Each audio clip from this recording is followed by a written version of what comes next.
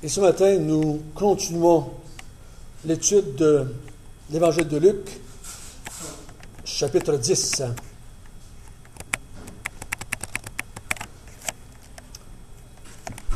Et ça va être la deuxième étude sur le royaume de Dieu. Et on a vu un petit peu la semaine passée qu'il y a une différence entre, des fois, ce qu'on appelle communément annoncer l'Évangile et annoncer le royaume de Dieu. Annoncer l'Évangile, c'est souvent centré sur le besoin de l'être humain. Annoncer le royaume de Dieu, c'est annoncer que Dieu s'en vient régner. Et pour qu'il règne dans ma vie, je me convertis.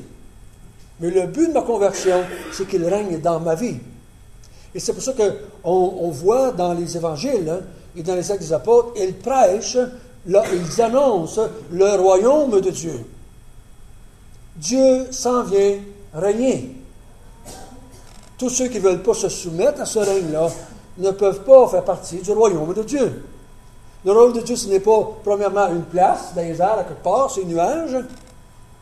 Le royaume de Dieu, c'est la personne de Dieu qui règne sur des êtres, qui dirige des êtres, qui conduit des êtres, ses fidèles, ses personnes à lui, son peuple à lui.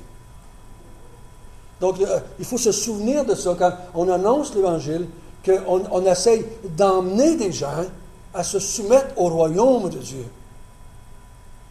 On ne va pas juste les emmener à avoir une étiquette pour entrer au ciel quand ils veulent. C'est un peu différent, ça. Un peu différent. L'évangélisation, ce n'est pas une fin en soi, c'est un moyen pour une fin qui est le royaume de Dieu. Et on a vu ensemble que Jean-Baptiste avait été le précurseur. Dieu l'avait envoyé, Jean-Baptiste, afin de préparer le chemin du Seigneur. Donc, il dit que le Seigneur s'en vient, le royaume de Dieu s'en vient. Jean-Baptiste préparait le peuple à recevoir ce Seigneur-là qui arrivait. Et ensuite, on a vu qu'il a envoyé les 12 faire la même chose, il a envoyé les 70 faire la même chose, et finalement, il envoie l'Église faire la même chose. L'Église va par le monde, prépare le chemin du Seigneur. Parce que, vous savez, moi, j'ai beau visiter toute la ville de Mont-Tremblant, personne ne va se convertir. C'est le Seigneur qui va visiter la ville, et lui, il va convertir les gens. Moi, je prépare le chemin. Le Seigneur va venir, et lui va convertir les gens. C'est pour ça qu'on voit ça dans l'Épître de Pierre, on voit ça dans différentes places. Que notre vie soit une vie qui prépare les gens et qui vont accepter le Seigneur le jour où il les visitera. Dieu continue à visiter le monde aujourd'hui. Si Jésus ne serait pas à l'œuvre dans le monde, en train de vouloir sauver le monde, toutes nos belles affaires d'évangélisation, ça servirait absolument à un gros zéro. Un gros zéro. On serait juste comme les autres religions qui sont des militants. Tu sais, on n'est pas les seuls qui sont des militants, là. Il y a toutes sortes de religions qui militent pour embarquer qui font du prosélytisme, comme on dit des fois, qui veulent embarquer du monde dans leur religion. Il y a beaucoup de religions qui font ça. Mais nous, la seule différence, c'est que nous, on n'embarque pas personne dans notre religion. C'est le Seigneur qui les embarque. C'est le Seigneur qui va les chercher, qui va les additionner à son peuple. Parce que s'ils deviennent baptistes, ils sont devenus rien. S'ils deviennent chrétiens, là, ils sont tous devenus. Là, ils font partie du peuple de Dieu. Baptiste n'égale pas au peuple de Dieu. Chrétien, oui. Chrétien, oui. Je n'ai rien contre les baptistes, non. Je suis un baptiste, pas tout. Hein. Je n'ai rien contre ça. Ce matin, on va voir, puis probablement cet été, j'ai une petite idée dans ma tête pendant, ça va être une réunion de prière, mais on va probablement faire pendant l'été sur l'élection, la prédestination. Ces choses-là, on va regarder ça un petit peu dans nos prières. Et ce matin, on va en parler un petit peu, parce que dans notre texte qu'on va étudier, on en parle un petit peu. On parle, vous savez, ce terme dans les Écritures, les élus. Hein, vous avez vu ça dans votre Bible? Qui a déjà vu ça dans sa Bible? Oui, on a tous vu ça. Beaucoup d'appelés, un élu. On entendait ça même quand on n'était pas chrétien. Beaucoup d'appelés. Il y a le mot prédestiné, destin, élection. On a tout ça dans la Bible, hein? C'est tous des termes, des fois, qu'on ne s'arrête pas trop. Tous ces termes-là parlent de notre salut, mais du point de vue de Dieu. OK? Du point de vue de Dieu. Quand on parle repentance, et je crois, c'est le salut du point de vue de l'être humain. L'être humain se repent et croit. Mais ce qui a précédé cela, Dieu a fait une œuvre éternelle avant ça. pour que moi je puisse dire je me repens, je crois. Il y a une œuvre de fait. Et quand on parle d'élection, qu'on parle de prédestination, qu'on parle de destin, d'élu, de livre de vie, ça, on parle toujours de l'œuvre de Dieu dans ma vie. Et je vous garantis, si on écrira une page, un livre sur ce qu'il a fait, et un livre sur ce que j'ai fait, lequel sera le plus gros? C'est le sien, bien entendu, le livre de Dieu. Moi, il y aurait une page. Ça serait un gros mot dans le milieu de la page. Oui. C'est tout. C'est tout. C'est tout ce que j'ai fait. J'ai dit, oui, Seigneur. Et le Seigneur a fait pour moi tout ce qu'il avait écrit dans son livre de milliers de pages. On va lire quelques versets qui parlent de ça. Et je vais donner les références pour ceux qui écoutent le CD peuvent savoir quel verset qu'on lit. Mais ceux qui veulent lire, ceux qui sont capables, parce que c'est peut-être pas été assez gros pour tout le monde, mais ceux qui sont capables, vous pouvez lire selon votre bonne volonté. Matthieu 22, verset 14.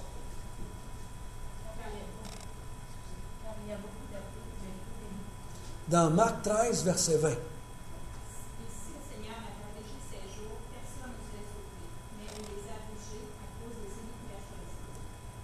Romains 11, verset 7.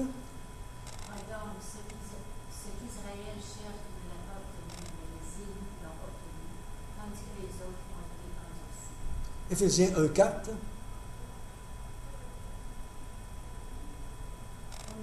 nous a élus avant la fondation du monde pour que nous soyons saints et irréprochables devant lui. 1 Thessaloniques 1, 4. Nous savons, frères bien-aimés de Dieu, que vous avez été élus. 2 Timothée 2, 10. C'est pourquoi je supporte tout à cause de vous, afin que aussi l'obtienne de Titre 1, Paul, serviteur de Dieu et apôtre de Jésus-Christ pour la foi des élus de Dieu et la connaissance de la vérité qui est selon la piété. 1 Pierre 1, 2.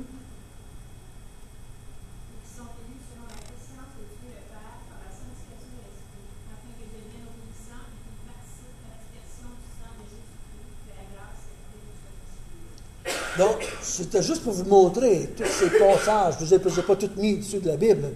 Tous ces passages qui parlent des élus, des élus et des élus et des élus, de la prédestination, de la préscience de Dieu et des gens que Dieu avait choisis avant la fondation du monde. Tout cela est là. Ça fait toute partie du plan de Dieu. Et souvent, on oublie ça. On a plus tendance à mettre l'importance sur ce que l'homme doit faire. Quand je crois que la Bible nous parle plus, personnellement, si je compterais tous les passages, plus que ce que Dieu a fait, ce que Dieu est en train de faire pour le salut de l'humanité. Donc, tous ces élus que Dieu a écrits dans un livre, on appelle ça le livre de la vie, et tous ces élus, Jésus est venu sur la terre, il annonce au royaume de Dieu pour que les élus se repentent et se convertissent. Une fois, j'évangélisais, il y a une madame qui m'appelle, elle lisait la Bible depuis quelque temps. Elle dit, François, bon, elle dit, j'ai vu dans la Bible qu'il y avait des élus. Puis il dit, le salut, c'est pour les élus. Elle dit, qu'est-ce qui me dit que je suis un élu? C'est la seule personne dans 30 ans de ministère qui m'a posé cette question-là. Absolument, personne ne pose cette question-là. Parmi les gens qui ne sont pas encore sauvés, c'est très rare qu'on va entendre ces questions-là. Très, très rare. En tout cas, pour moi, c'était une fois en 30 ans. J'ai dit, je ne sais pas si tu es un élu. Je ne sais pas. Puis c'est vrai que si tu n'es pas un élu, tu ne te convertiras pas. C'est vrai. Ce que je te dis, tu l'as bien lu, c'est bien marqué là. Mais il dit, tu peux savoir, toi, si tu es un élu. Ouais? Je dis, ben oui. Repends-toi et convertis-toi. Si tu fais ça, moi, je vais te répondre après, tu es un élu. Mais je ne peux pas te le dire avant que tu l'aies fait. Mais si tu le fais, je vais te dire, tu l'as fait parce que tu étais un élu. Si tu ne le fais pas, je vais pouvoir te dire, c'est parce que tu n'es pas un élu. Je ne te donnerai pas la gloire ni de ta conversion, ni de ta perdition. C'est à Dieu que toute la gloire revient. Toute la gloire revient. Les élus. Et l'apôtre Paul, on a vu dans Timothée, il dit, « Je fais tout ce travail afin que les élus de Dieu viennent à la compréhension. » Lui, tout, il sait qu'il y a un groupe de personnes. Dans l'Ancien Testament, on les appelait le reste. Des fois, il va l'appeler petit troupeau. Il parle d'Israël, mais il dit, en Israël, j'ai un petit troupeau. Il va dire à Élie, le prophète, je me suis réservé 7000 hommes dans le peuple de Dieu. Un petit groupe, encore une fois des élus. On ne sait pas pourquoi. J'ai un paquet de questions, moi, à poser à Dieu, mais j'arrive au ciel. Peut-être que je ne les posais pas, mais en tout cas, présentement, j'ai un paquet de questions à poser à Dieu. Pourquoi j'étais un élu? Aucune idée. Pourquoi il ne nous a pas tous élus, tout le monde de la terre? Aucune idée. Mais la Bible dit qu'il y a des élus. C'est ce que je te dis, c'est marqué là. Et ce matin, en lisant le texte qu'on va étudier dans Luc chapitre 10, ça va revenir, ça, cette histoire d'élus-là. Le royaume de Dieu, on a vu afin de préparer le royaume de Dieu, de préparer le chemin du Seigneur, parce qu'on a vu que Jésus a dit, « Je vous envoie 70 dans toutes les villes que moi je dois aller. » Il n'a pas dit aller dans toutes les villes que vous voulez aller. Il a dit aller dans les villes où moi je dois passer. Et on a vu ensemble que Jésus était dans le nord d'Israël, il descendait vers Jérusalem, et ça va mourir à Jérusalem. Il a mis son regard vers Jérusalem, puis il n'a pas laissé personne le détourner de cela. Il avait un but bien précis, se rendre au calvaire et mourir pour nous autres. Mais il dit, en m'en allant, je dois passer par certaines villes. Il envoie les 70, préparer ces villes-là à le recevoir lui quand il arriverait. À recevoir lui. Donc, il guérissait des malades, il chassait des démons, et les gens venaient les écouter, les gens venaient voir. Puis là, il leur disait quoi? Le royaume de Dieu s'en vient. Il s'en vient, là. Il s'en vient, là. Il n'est pas loin, là. Il s'en vient. Il va être dans 2-3 jours, là. C'est à Jésus qui s'en venait. Et quand Jésus trouvait ces villes-là qui étaient préparées, qui étaient là, prêtes à écouter, parce que s'ils n'étaient pas prêts à écouter, il disait quoi? Escouez vos sandales, puis allez-vous-en ailleurs. Jésus n'était pas pour aller là. Donc, l'évangélisation, c'est Jésus nous envoie au-devant de lui pour qu'on prépare le cœur des gens. Mais il nous envoie au-devant, mais lui était déjà au-devant. Il nous suit, mais il était déjà au-devant parce qu'il avait écrit l'histoire de l'humanité avant qu'elle existe. Donc, il nous envoie 2 par 2, 70 pour faire cela. Et on a vu ensemble la semaine passée, il leur dit d'être prudents. Parce qu'il dit, je vous envoie comme des brebis à travers les loups. Donc, il dit que le royaume de Dieu va s'établir de façon difficile. Ça ne sera pas facile de mettre en place le royaume de Dieu. Parce que présentement, nous vivons dans un royaume de ténèbres, dans un royaume de perdition, de péché. Donc, il dit, moi, je m'en viens établir le royaume de Dieu. Et un jour, à la fin des temps, quand Jésus va revenir, il va enlever tout le mal, toute trace du royaume des ténèbres. Il va l'enlever, puis il va établir le royaume de Dieu d'une façon totale et permanente et éternelle. Mais il dit, pendant que ça va se faire, ça, il va y avoir beaucoup de difficultés. Vous allez avoir beaucoup de persécutions, vous allez avoir des difficultés. Ailleurs, il va dire, ça va avoir des persécutions. Ici, il dit, vous êtes des brebis comme à travers les loups. Ça veut dire la même chose, que ça ne sera pas toujours facile. Il va y avoir de la contestation. Il va y avoir de l'opposition. Donc, il dit, quand vous partez annoncer l'Évangile, quand vous partez annoncer la venue du royaume, ou amener les gens au royaume de Dieu, souvenez-vous avant de partir que ce ne sera pas toujours facile. Ce ne sera pas toujours facile. Et la plupart du temps, c'est pas parce qu'on n'est pas des bons évangélistes. Hein. Non, non. La plupart du temps, c'est parce qu'il y a de l'opposition spirituelle au royaume de Dieu. C'est pas parce qu'on n'est pas bons évangélistes. Hein. Non, non, non. Non, non. On pourrait donner nos témoignages que les gens qui nous ont conduits au Seigneur se sont bien mal pris. Mais pourtant, on est là pareil. On est là pareil. Puis ils n'ont pas toujours dit les bonnes choses à bon endroit, au bon moment, mais on est là pareil. Parce que Dieu a ses élus. Puis il va les sauver. Il va les sauver. Il va les sauver. Il ne peut pas passer au côté. S'il y en a élu 1 million, ils vont être. Mais quand on arrive au ciel, on va être combien, vous pensez? 1 million. Il n'en manquera pas un. Ah ben là, lui, pauvre lui. c'est la faute de François. Je l'avais élu, mais François s'est mal pris. Ah non, on n'entendra pas ça dans le ciel. Voyons donc, on n'entendra pas ça dans le ciel. Dieu a même dit, si François ne fait pas correct, on va mettre une roche en place. Mettre une roche en place. Mais je suis sûr que Dieu est assez fort pour faire ce qu'il veut faire avec François. Une garantie. Il est assez fort pour faire ce qu'il veut faire avec François. François n'est pas plus fort que Dieu, vous savez. Ensuite de ça, il a dit qu'au 70, d'aller voir les villes, puis d'annoncer le royaume de Dieu. Ce matin, on est au verset 17. Verset 17. Les 70 partent. Ils ne sont pas partis longtemps. Parce qu'on a vu, je vous ai dit, Jésus est en route vers Jérusalem, et vous traversez tout le pays d'Israël à pied en combien de jours? Ça prend combien de jours à pied? Traverser le pays d'Israël, vous pensez? 4-5 jours, une semaine au maximum, si tu arrêtes pour prendre un break quelque part, jaser. Ça peut prendre une semaine à peu près.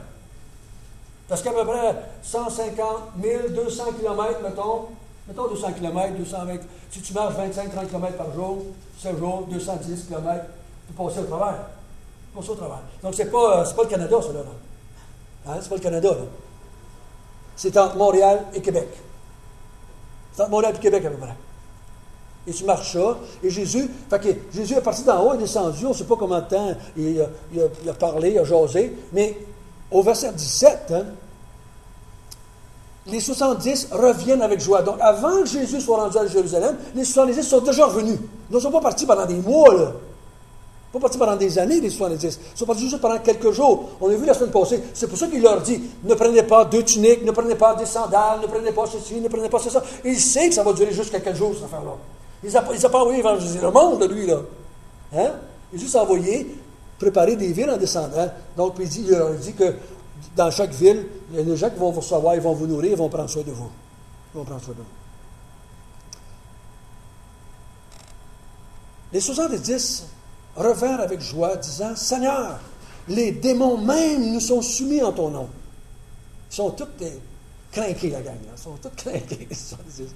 Jésus leur dit, je voyais Satan tomber du ciel comme un éclair. Voici, je vous ai donné le pouvoir de marcher sur les serpents et les scorpions et sur toute la puissance de l'ennemi, et rien ne pourra vous nuire. Cependant, ne vous réjouissez pas de ce que les esprits vous sont soumis, mais réjouissez-vous de ce que vos noms sont écrits dans les cieux.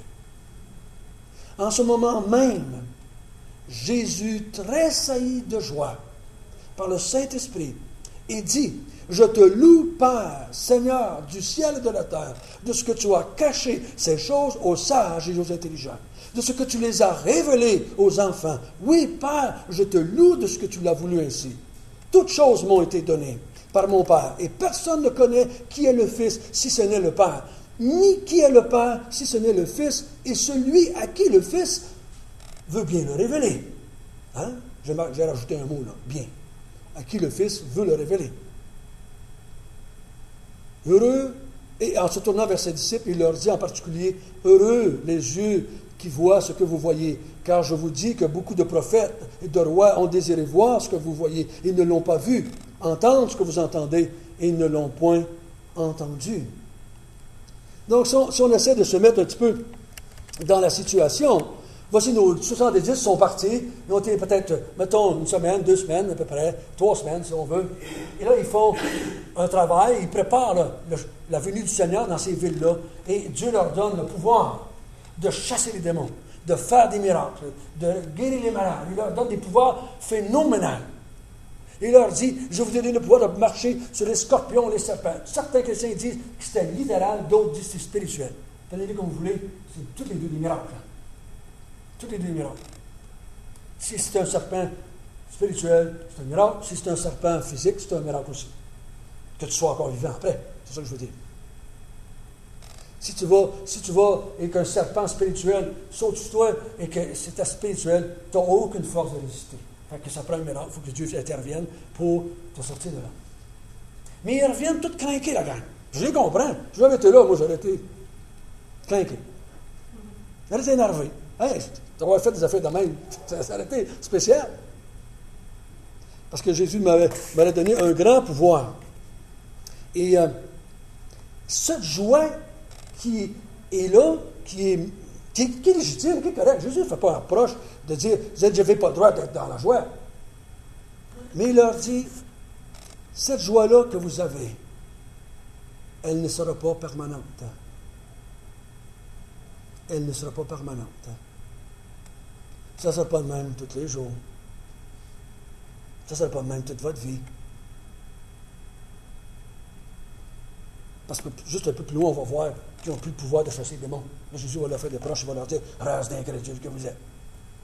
Ça ne dure pas tout le temps, là. C'est momentané, ça, cette affaire-là.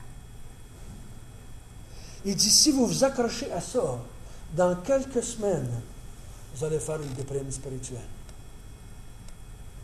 J'écoute les internationaux, présentement, de Roland Garros en France. Et les athlètes, quand ils jouent dans les gros tournois comme ça, et qui, surtout quand ils se présentent en quart de finale, en demi-finale, en finale, c'est une montée d'adrénaline épouvantable dans leur vie. Mais quand ils perdent, ce que j'ai lu, la plupart de ces athlètes-là font des grosses dépressions dans les semaines qui suivent.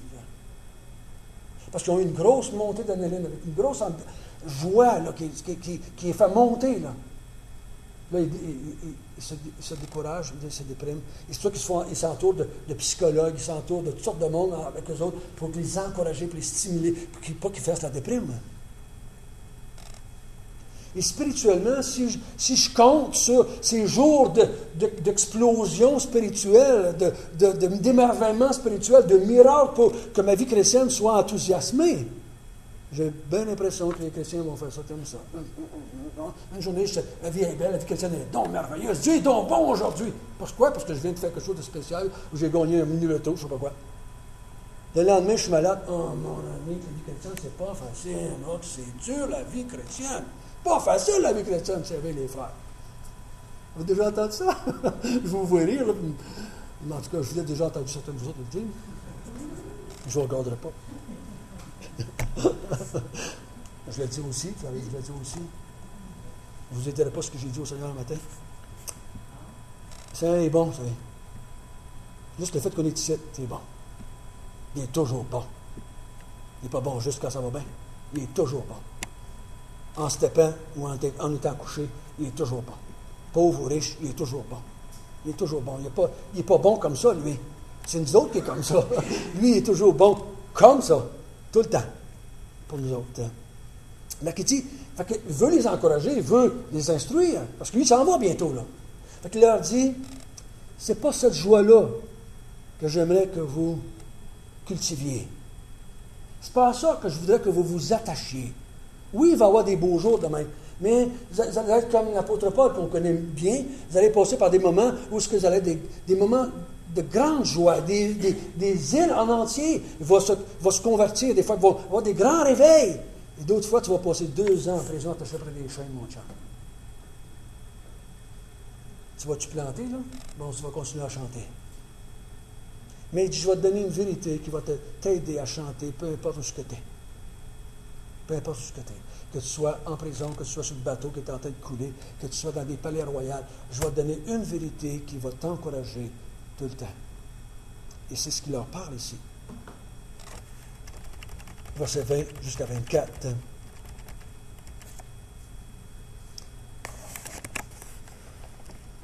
Cependant, le mot cependant, là, c'est un mot qui dit toutefois, ou plutôt, c'est pas tout à fait, c'est beau ça là, mais il y a d'autres choses de mieux que ça. C'est ça qu'il est en train de dire. Cependant, nous autres on disait des fois, mais, mais c'est plutôt quand c'est négatif. Non, mais, là on dit que le pot arrive. On a eu les fleurs avant, puis le pot arrive. Là, Jésus il dit, c'est beau que vous avez vécu ça, c'est bien que vous avez vécu ça, cependant,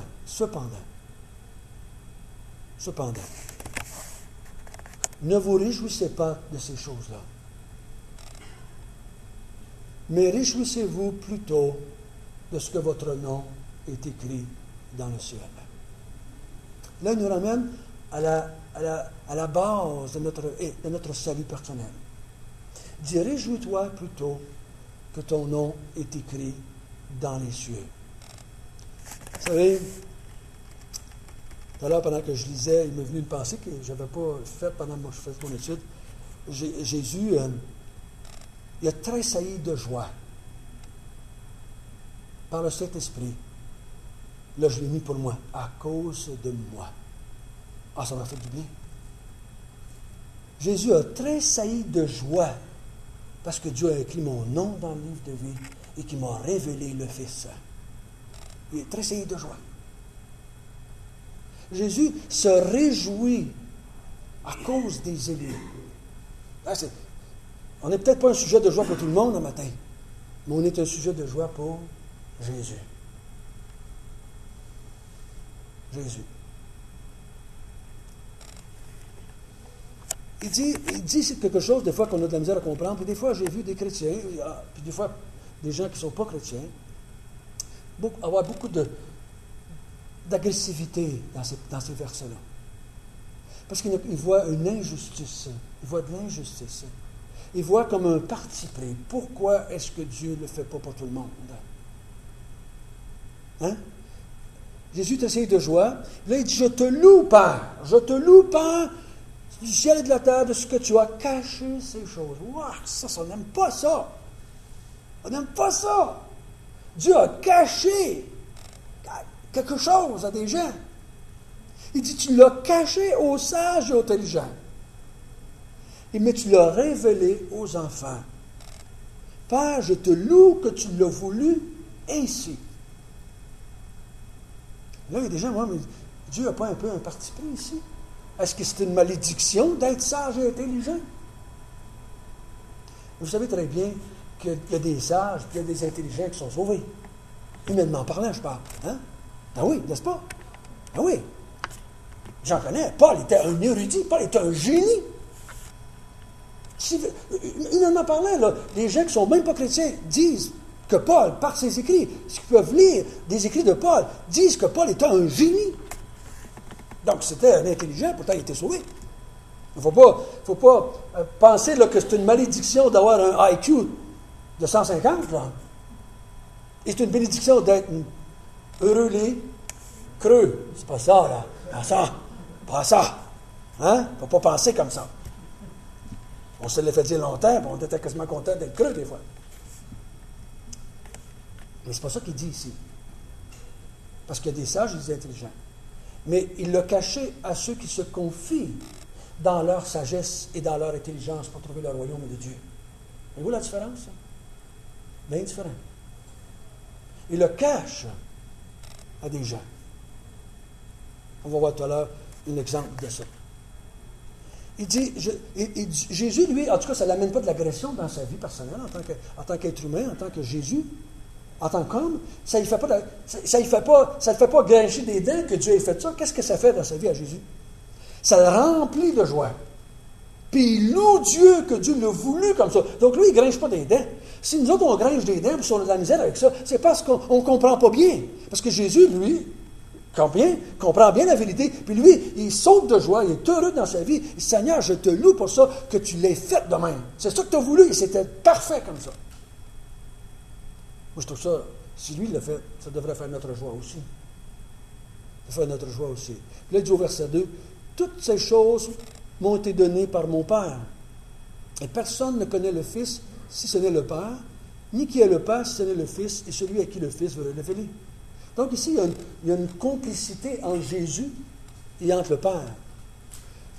Personne ne peut connaître Dieu, le Père, sans que le Fils lui révèle. Puis il n'y a personne qui connaît le Fils si le Père ne lui révèle pas. Donc il y a une complicité entre le Père et le Fils pour se révéler mutuellement à l'égard des gens. Donc, le sage et l'intelligent ne peut pas, par sa capacité humaine, par sa capacité intellectuelle, par sa sagesse qu'il peut acquérir à travers sa vie, il ne peut pas trouver Dieu. C'est pour ça que vous allez voir des hommes avec une capacité intellectuelle phénoménale, avec des diplômes écrits par tout le grand du mur qu'ils ont chez eux, et ils vont dire qu'on est né des étoiles. On est né des étoiles. Mais on ne peut pas les en vouloir. Dans un certain sens, c'est qu'ils n'ont pas eu la révélation. Mais ils n'ont pas eu la révélation, ça c'est le côté de la médaille, parce qu'ils se confient dans leur intelligence et sagesse pour trouver la vérité au sujet des Dieu. Au lieu de s'humilier et de faire comme un enfant, c'est pour qu'il dit, tu l'as révélé aux enfants. Les enfants, qu'est-ce qu'ils font? C'est quoi ça, papa? C'est quoi ça, papa? C'est quoi ça? On a eu 4 en fait chez nous. C'est quoi, papy? C'est quoi, papy? C'est quoi, papy? C'est toujours, c'est quoi, papy? Ils sont toujours en train de se questionner, parce qu'ils ne savent pas, eux autres. Ils se confient dans ce que toi, tu vas leur dire pour comprendre la vie.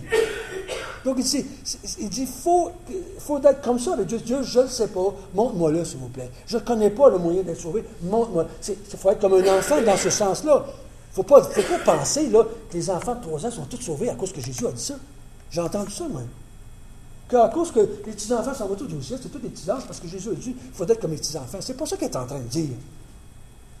Parce que j'aurais mieux que mes enfants meurent tous avant 5 ans. C'était ça.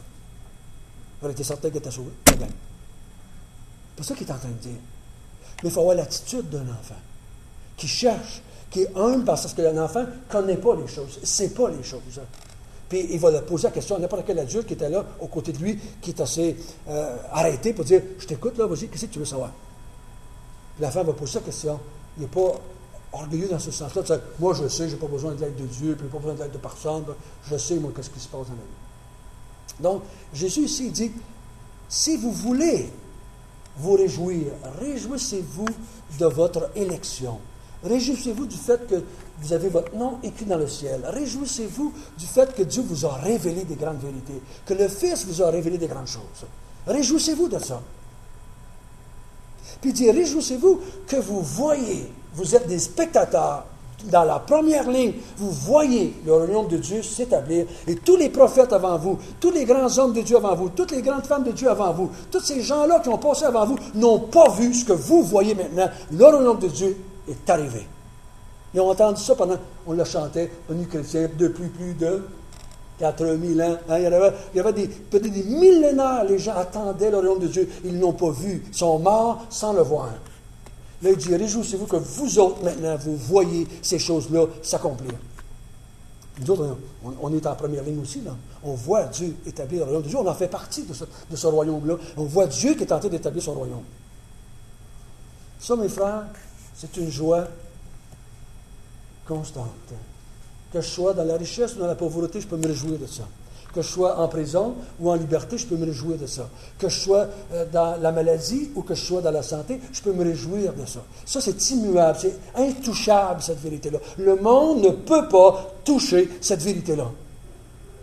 Personne ne peut toucher cette vérité-là. Donc, si je m'arrête et je médite là-dessus, je peux faire comme Jésus, par la puissance du Saint-Esprit. Attention, ce n'est pas vous autres.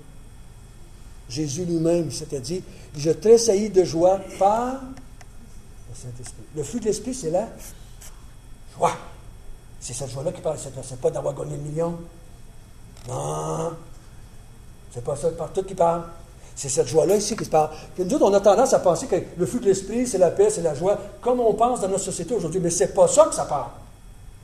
Ce qu'il parle ici, il parle de cette joie spirituelle-là qui vient de la révélation. Il dit, Jésus, je ne sais pas que ça de tempérament Jésus avait. Était-tu sanguin, était-tu colérique? J'aimerais bien. Bon, il était peut-être tous les tempéraments, je ne sais pas. Et tu commençais à dire, yes! As-tu fait comme François, plus comme. Oui, plus intro, je suis plus intérieur.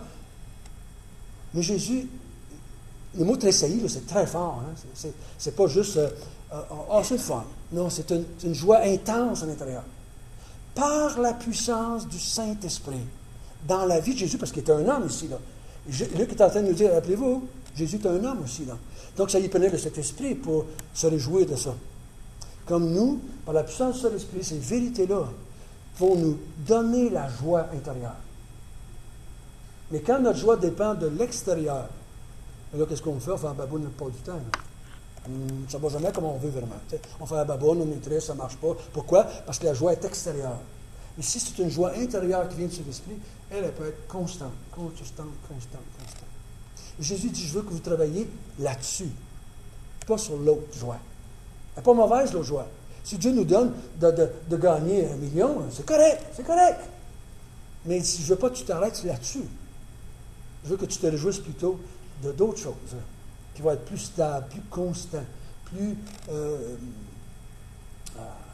spirituels et qui amènent plus la gloire à Dieu dans ce sens-là.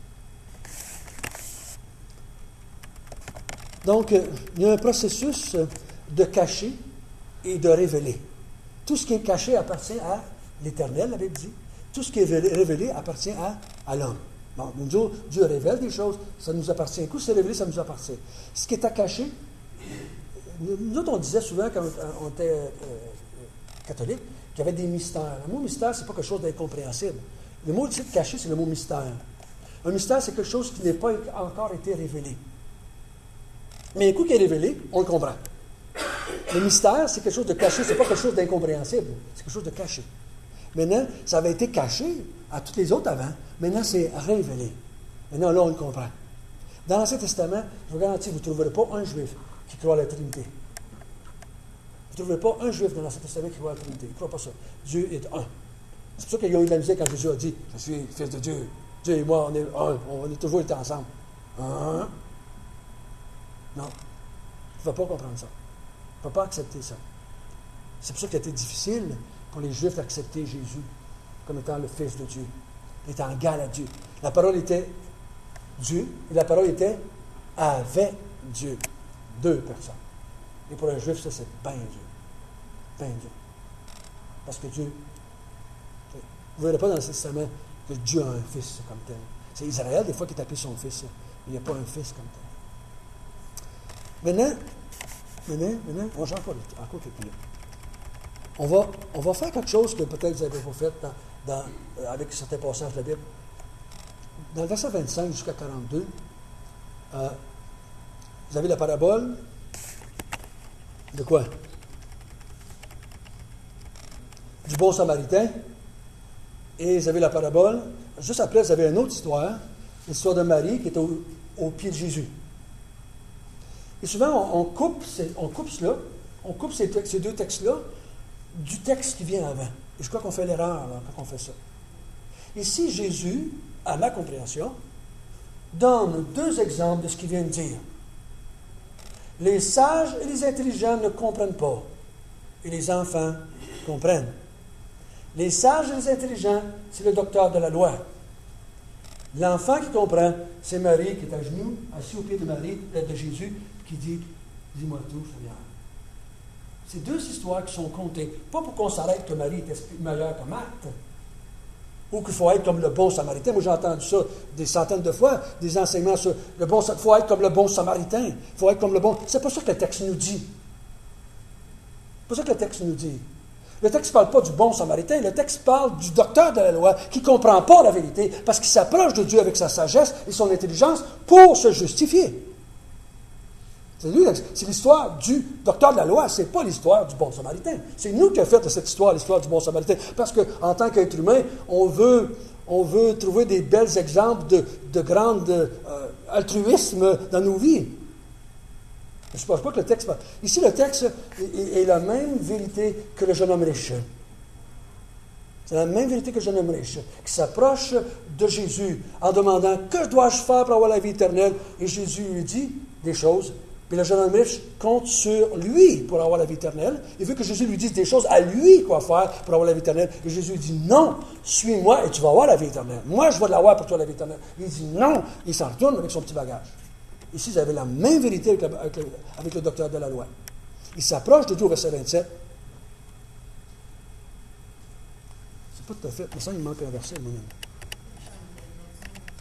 Oui, 25 est là. 25. Un docteur de la loi se leva et dit à Jésus pour l'éprouver, « Maître, écoutez bien, pour l'éprouver. Son motif n'est pas très bien. En partant, il est déjà perdant. Parce qu'il veut tester le Seigneur, il veut éprouver le Seigneur. Le mot dans le grec, c'est tenter le Seigneur. Il veut tenter. Il veut pogner Jésus au piège et lui faire tomber dans un piège. Ou bien il veut l'éprouver, voir si Jésus est vraiment quelqu'un de bien, quelqu'un qui connaît bien la théologie juive. Que dois-je faire pour... Que dois-je faire? Que dois-je faire pour avoir la vie éternelle? Vie éternelle, ici, pour les Juifs, c'est pas le ciel. Quand vous ça dans la tête, c'est pas le ciel. Les Juifs ne pensaient pas comme ça. La vie éternelle, pour ce homme-là ici, c'est le Messie qui vient et qui établit le royaume de Dieu sur la terre, puis lui, il reste avec. C'est pas le ciel à quelque part. C'est là, maintenant, quand le Messie arrive. C'est le royaume de Dieu qui s'établit. Et lui, il rentre dans une résurrection, puis il rentre dans le royaume de Dieu comme ça.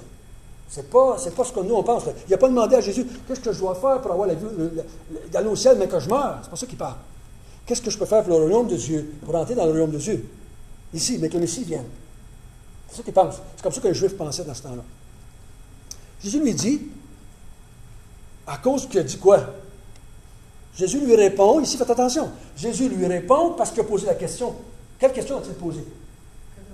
Que dois-je faire? Il n'a pas demandé d'autre chose. Fait que Jésus va répondre à la question qu'il a posée.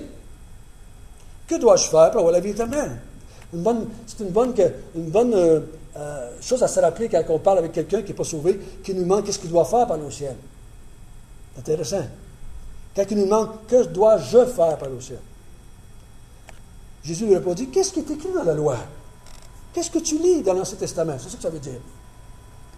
Il lui répondit, tu aimeras le Seigneur ton Dieu de tout ton cœur, de toute ton âme, de toute ta force et de toute ta pensée et ton prochain comme toi-même. Et Jésus lui répondit quoi?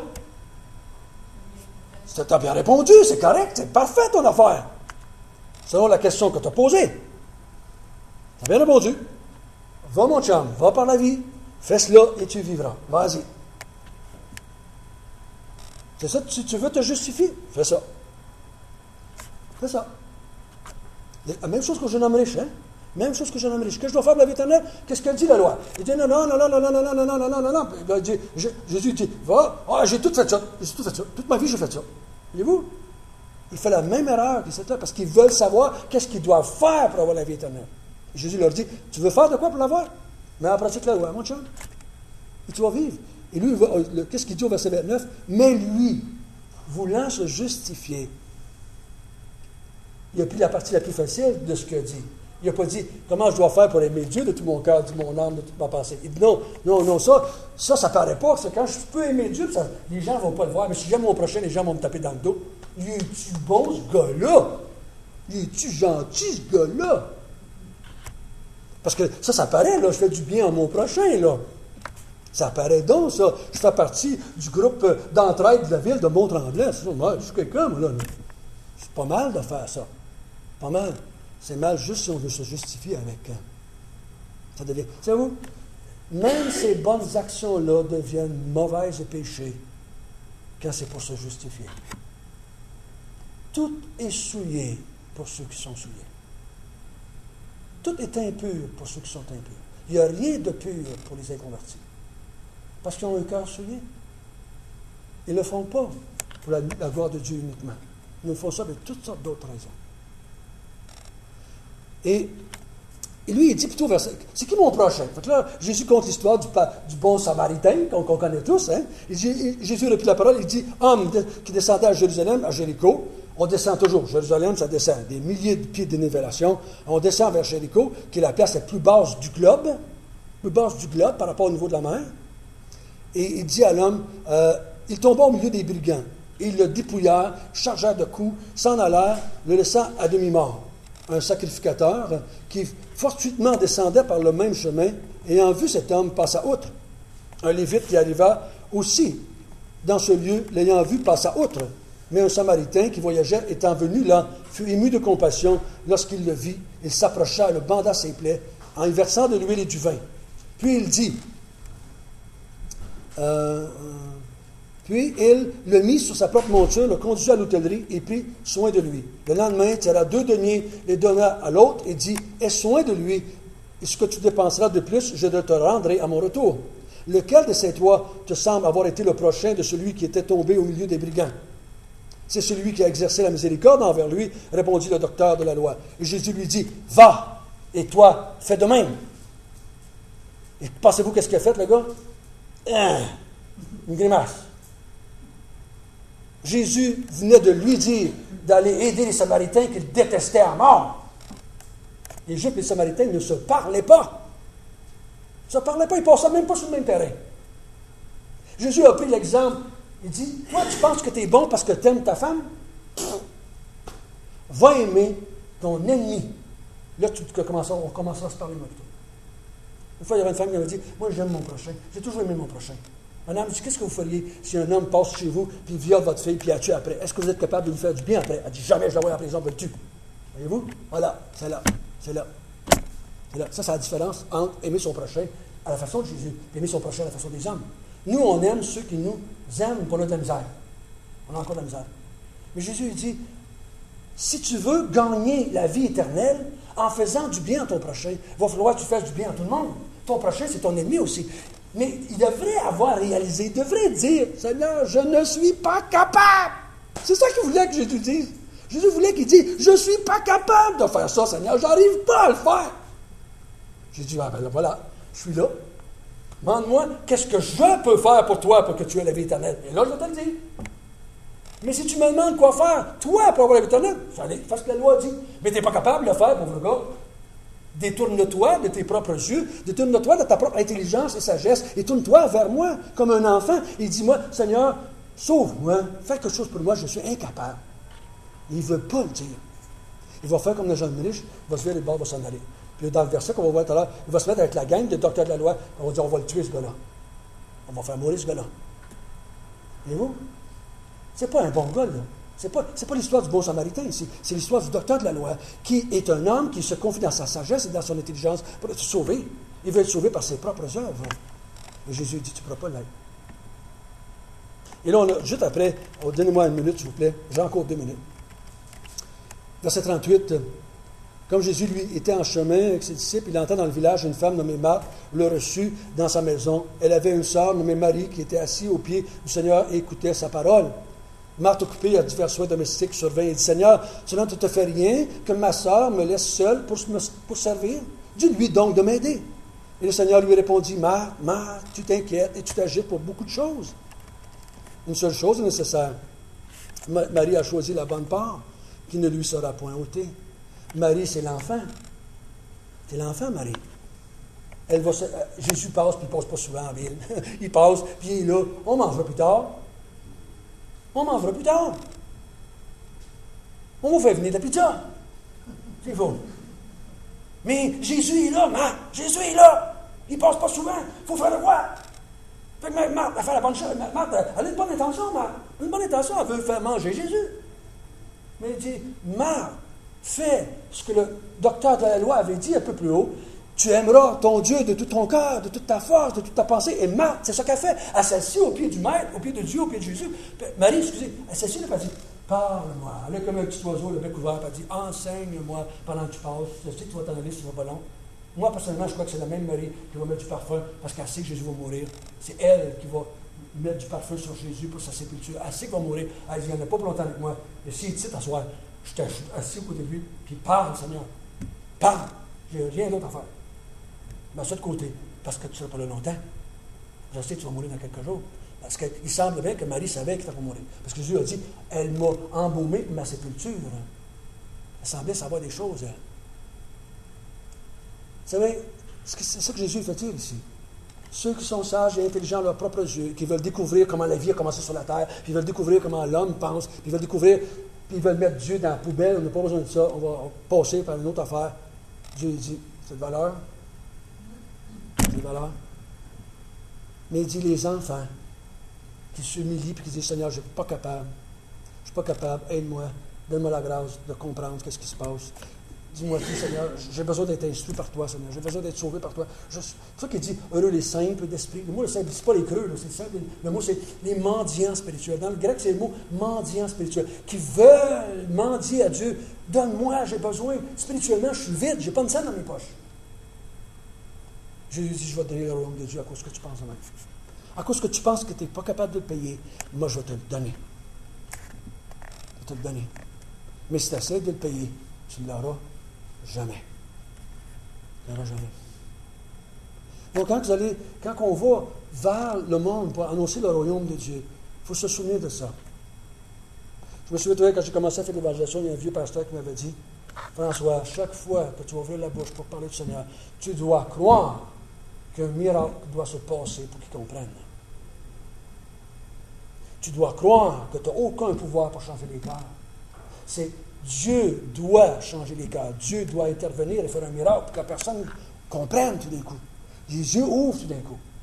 Sans ça, il ne se passera jamais rien. Peu importe la méthode que tu vas prendre, peu importe l'approche que tu vas prendre, peu importe toute l'énergie que tu vas y mettre, il y a un miracle qui doit se produire et tu ne peux pas produire le miracle. C'est vrai, hein? C'est bien vrai, hein? C'est ce que Jésus parle ici. Nous allons annoncer le royaume de Dieu.